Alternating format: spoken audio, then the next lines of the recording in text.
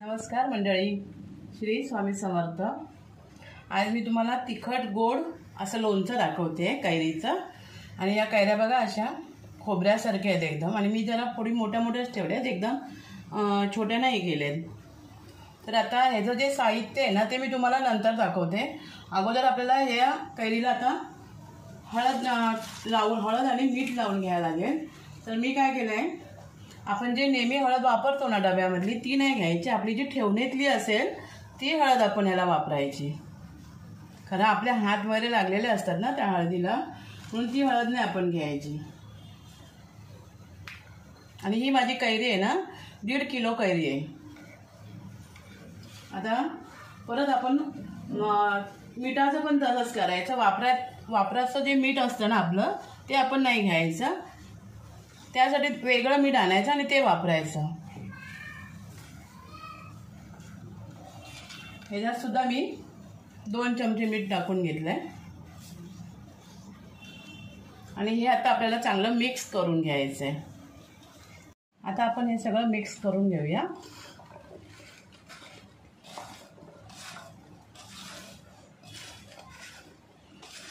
पहिल्यांदा मी कैरी आहे ना धुवायची नाही, ओला कपडा करायचा आणि ओल्या कपड्याने ती पूर्ण पुसून घ्यायची। म्हणजे त्याची घाण वगैरे असेल ना ती पूर्णपणे जाण्यासाठी ओल्या कपड्याने पुसायची, आणि नंतर मग परत सुक्या कपड्याने पुसून घ्यायची। म्हणजे कसं लोणचं खराब होत नाही। आता माझ्याकडे 2-2 वर्षाचं लोणचं असतं। मी आता गोड लोणचं एक फक्त गोड लोणचं बनवलं आहे, एक फक्त तिखट बनवलं आहे, आणि आता हे तिखट आणि गोड असं मिक्स बनवते। आता हे आहे ना, हे आता आपल्याला 4 तास असं टोपामध्ये भरून ठेवायचं। आता आपण कैऱ्यामधलं पाणी काढून घेऊया।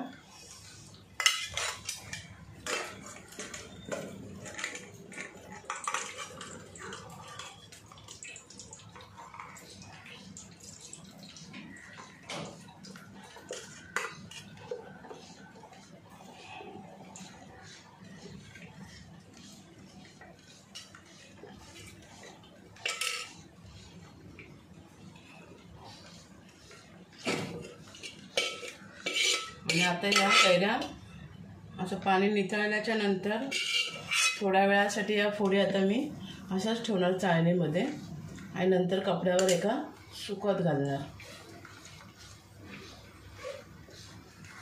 आता यांना 1-2 तास मी असंच ठेवून देणार आणि मग कपड्यावर सुकत घालणार।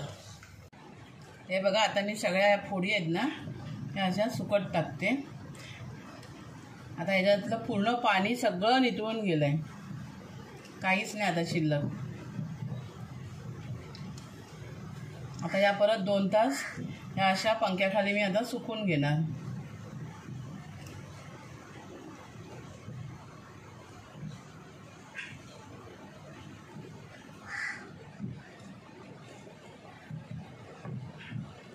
सगळ्या अशा पसरून ठेवायच्या, म्हणजे त्या सुकायला पण, आणि थोड्या वेळांना जरा हाताने जरा अशा वेगवेगळ्या करायच्या। गोड आणि तिखट लोणच्याला जो मसाला लागणार आहे तो मी दाखवते तुम्हाला। इथे मी ही सुंठ पावडर आहे, ही अर्धा चमचा घेतली आहे। हा जो चमचा आहे याने अर्धा चमचा सुंठ पावडर घेतली आहे। 2 हिंगाचे खडे घेतले। तसंच इथे 15 दालचिनी घेतलेत, 15 लवंग घेतलेत, 15 काळी मिरी, आणि 1 मोठा तुकडा दालचिनीचा घेतला, त्याचे तुकडे करून घेतले। आणि इथे 15 ग्रॅम बडीशेप घेतली आहे। इथे कलोंजीचं बी घेतलं आहे, कलोंजी घेतली आहे मी इथे 10 ग्रॅम। 2 चमचे धणा घेतला अख्खा, आणि सगळं ह्या चमच्याने घेतलं आहे मी मापून। आणि इथे ह्याच चमच्याने 2.5 चमचे मी मीठ घेतलं आहे।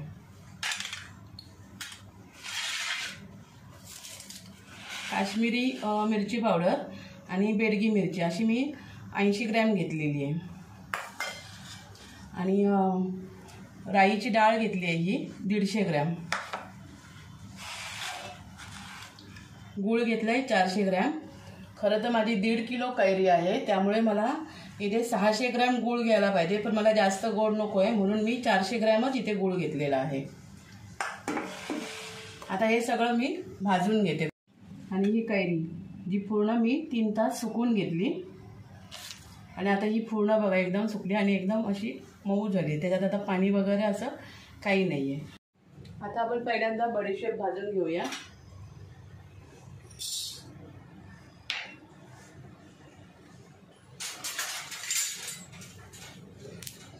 जास्त करपवायची नाही, त्याच्यातला ओलटमटपणा असतो ना तो फक्त गेला पाहिजे. चिनी आणि काळी मिरी परतून घेऊया.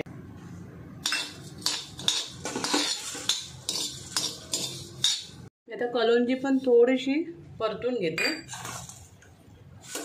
जास्त नाही, थोडी परतून घ्यायची. थोडासा हिंगाचा खडा सुद्धा परतून घेते. मीठ आहे हे सुद्धा गरम करायचं आणि नंतर थंड झाल्यानंतर वापरायचं. आणि जर मिक्सरला बारीक केलीस तर ओबडधोबड करायची. मी इथे 300 ग्रॅम तेल गरम करायला ठेवलं आहे. मिक्सरला हा मी सगळा आता मसाला लावून घेतला आहे, जाडसर करून घेतला आहे. आणि हा ना हिंग, हा थोडा हिंग आहे 1 चमचा. आणि 1 चमचा मेथी दाखवायला विसरली होती, तर 1 चमचा मेथी भाजून मी बारीक पूड करून घेतली आहे. आणि आता हे सगळं आपल्याला मिक्स करून घ्यायचं आहे. राईची डाळ मी थोडीशी मिक्सरला जाडसर करून घेतली आहे, कारण ती डायरेक्टच अख्खी वाटत होती म्हणून मी जाडसर करून घेतली. आधी हे सगळं मी मिक्स करून घेते.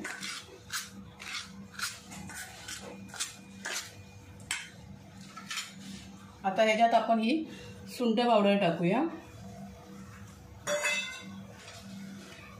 ही कलोंजी टाकूया. कलोंजी बारीक नाही करायची. आणि हे मसाला टाकूया.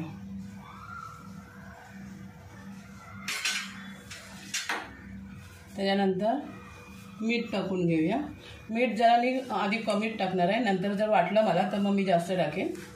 2.5 चमचे मीठ आहे, कारण पहिलं पण मीठ लावलेलं आहे ना. आणि हळद नाही टाकणार, कारण हळद भरपूर टाकली आहे मी पहिलीच.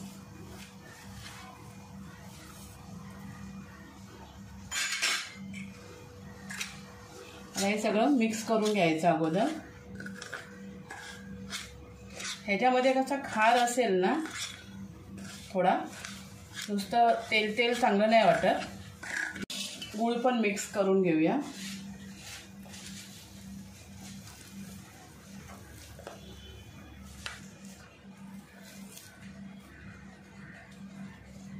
मला आता टोप घ्यायला लागेल एक, कारण छोट्या ताटलीमध्ये नाही राहणार.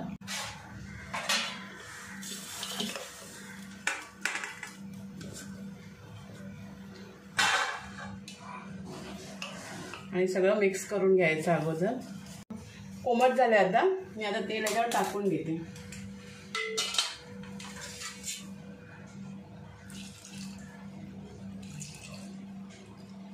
मिक्स करून घ्यायचं आता, म्हणजे त्याच्यामध्ये ना गुळ पण आहे ना तो पण विरघळून जाईल. मीठ टाकून बघते.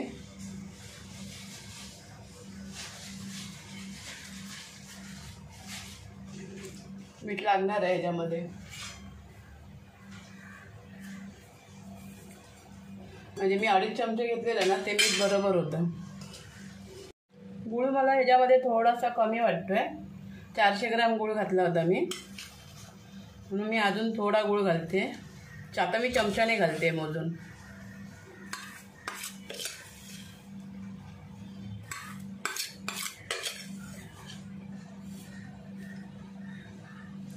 या चमच्याने 4 चमचे गूळ घेतलाय.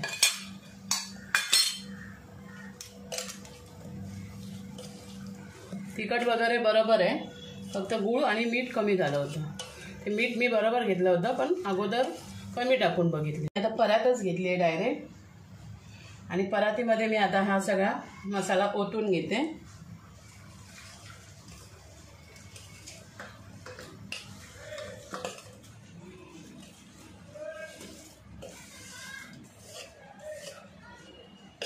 कसा विरघळत जाईल ना तसं तसं ते पातळ होणार. आणि ह्या कैरीच्या फोडी टाकते आता.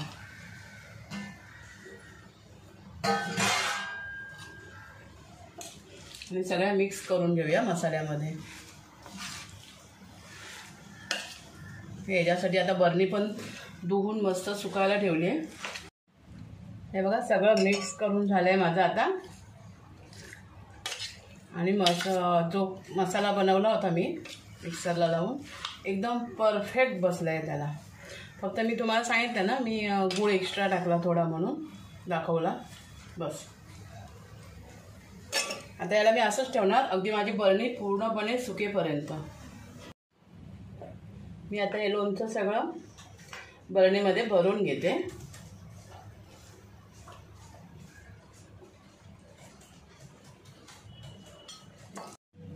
हे बघा मंडळी, मी लोणचं सगळं पूर्ण असं बरणीत भरून झालं आहे आणि अगदी वरपर्यंत तेल आलं आहे.